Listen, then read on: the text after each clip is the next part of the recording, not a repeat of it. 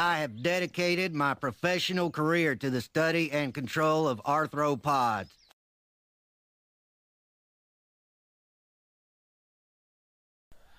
Hello, I sort of took a bit of a break from making videos. I had a guest, we had friends visiting for the last week and such, but things have returned to normal, and I am back. So for my video I want to talk about today, this is a book, it's called, this is a book.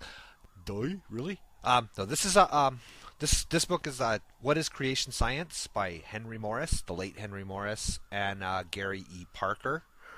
And the reason I'm talking about this book, let's see if I can get it closer here, is I contribute to several different online discussion groups, and one of them that I've been a member of for a long time is it's called EVC Forum.net.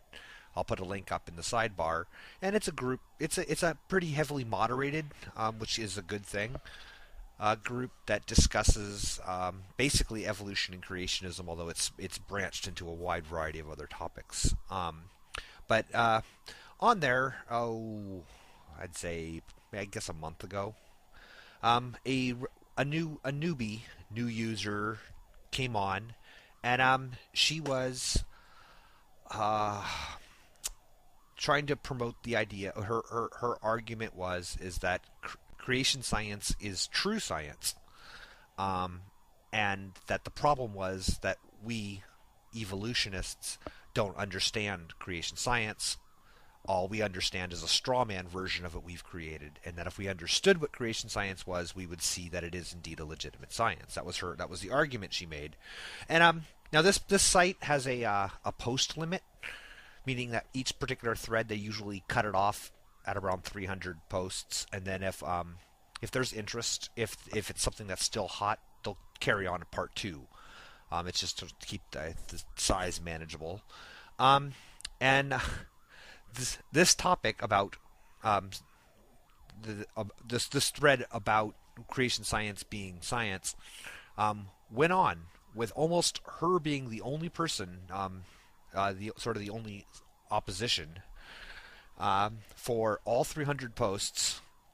Second version of it was put up, and it went through 300 posts, with her arguing that this is the only book that you have to read.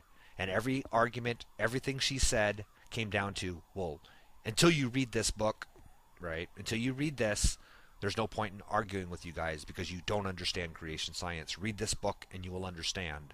And so I purchased it on Amazon,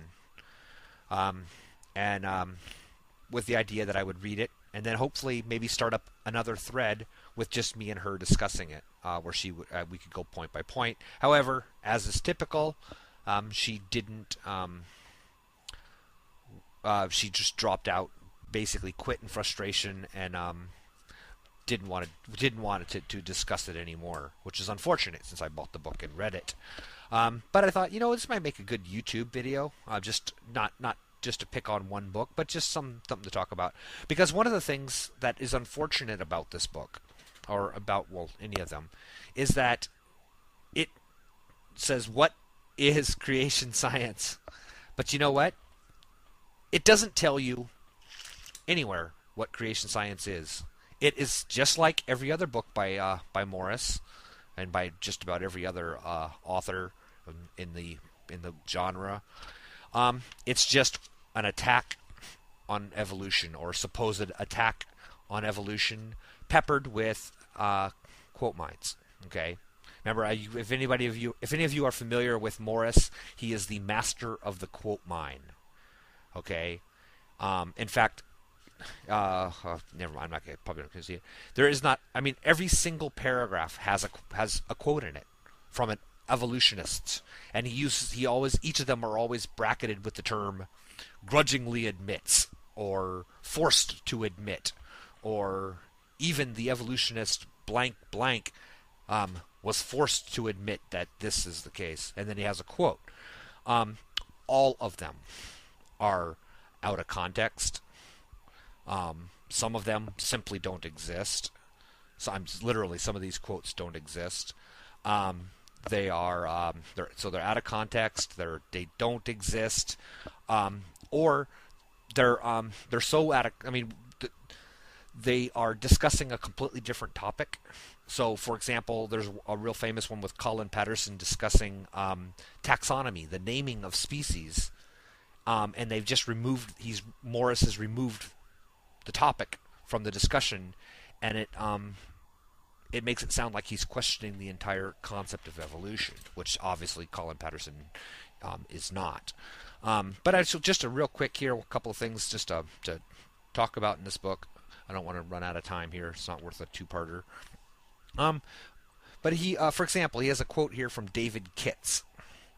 Evolution requires intermediate forms between species, and paleontology does not provide them. Right? That doesn't that sound sort of like this David Kitts is saying that there's no transitional fossils. Really, he's talking about intermediate forms between closely related species. He's talking about punctuated equilibrium, not transitions between reptiles and birds, which is the topic that Morris is trying to get at. You know, the creationists always want to go for these big transitions, which we have plenty of. So it's that kind of thing. It's just page after page of it. But he gets into this thing that I think is fascinating. He quotes Roger Lewin. Check this out. One problem biologists have faced is the apparent contradiction by evolution of the second law of thermodynamics. Systems should decay through time, giving less, not more order. Okay, now, sorry if the copy's in bad shape here, but I have that article, the Lewin article that he's quoting here, and what it is Roger Lewin isn't making this claim that the second law of thermodynamics contradicts evolution at all. He's stating that this is a problem that people have accused evolutionists of having. Okay, he's stating, one common thing that's brought up is the second law of thermodynamics, and then he immediately, right afterwards, what's he say? One legitimate response to this challenge is that life on Earth is an open system with respect to energy, and therefore the process of evolution sidesteps this law's demand for increasing disorder with time. Anyway, and then the whole rest of it is talking about other solutions to this. But the point is that if you just read his quote, you would have to believe what Morris wants you to believe, Morris and Parker, is that Lewin himself is questioning how evolution could possibly be true, and that's pretty sad. One of the things right here, just right on. This is chapter 1, first paragraph of chapter 1. He starts right off with it. He states, all the facts of science which we can observe seem to contradict the very idea of evolution. As the evolutionist George Marsden has admitted, evolution strains popular common sense. It's simply difficult to believe that the amazing order of life on Earth arose spontaneously out of the original disorder of the universe. See, now, this book, this is a book, it's actually a collection of essays by George Marsden that I've read, and he is talking about why uneducated people believe in creation science, okay?